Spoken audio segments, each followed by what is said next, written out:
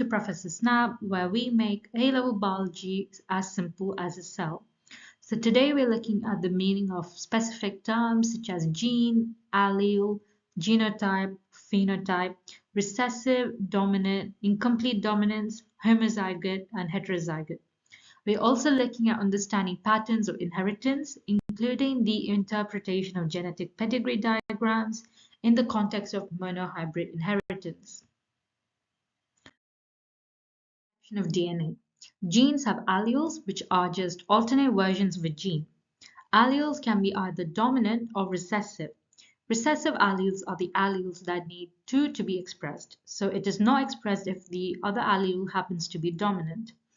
Dominant alleles are expressed even if one of them is present, and two dominant alleles are not needed for the trait to be expressed. You just need one dominant allele for the characteristic of the dominant allele to be presented.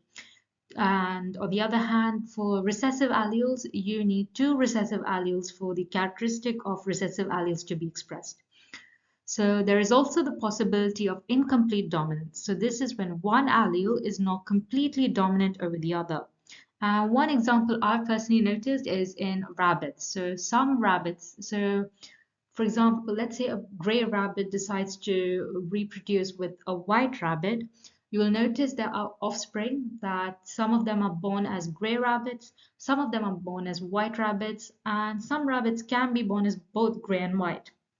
So that is an example of incomplete dominance. A pair of alleles can also be described as homozygous or heterozygous. An individual is described as homozygous if they have two identical alleles for a characteristic. An individual will be heterozygous if one of the alleles is dominant and the other is recessive. So for example, if you see two dominant alleles, they will be described as homozygous. If you see two recessive alleles, they will also be described as homozygous. But if one of them is dominant and one of them is recessive, that would be heterozygous. Can be carriers for a specific genetic trait, and this is when they have one recessive allele and one dominant allele for a trait. They are carriers as the recessive allele trait is not expressed, as you need two recessive alleles for a recessive trait to be expressed. Traits can often be further studied using diagrams such as the Punnett squares and pedigree diagrams. Some traits are not just influenced by a pair of alleles, but by a range of different alleles.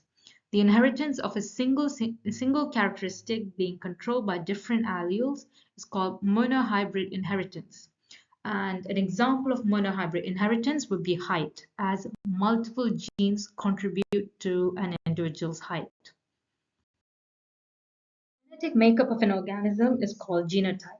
The genotype results in physical characteristics in the organism, and this physical characteristic is known as the phenotype.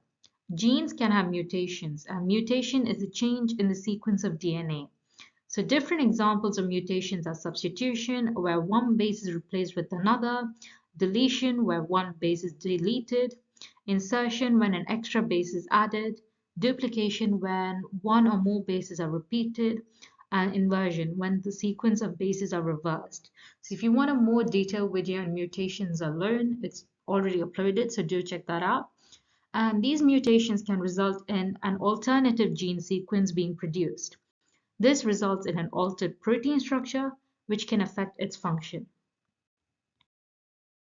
That's all from Professor SNAB today. I hope you found this video useful, and I did notice that, I'm sure you guys noticed as well, I did not go into detail about the genetic pedigree diagrams, and that is because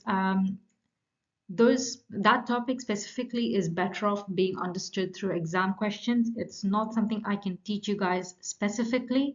So it's a skill where you're looking at the diagram and being able to pick the information that you need. So we went through monohybrid inheritance a little bit, but to understand genetic pedigree diagrams, you guys are better off doing practice questions. So that is all from Professor SNAB. Hope you found this video useful. If you have any questions, let me know in the comments below and I will get back to them as soon as possible. And don't forget to like, share, and subscribe.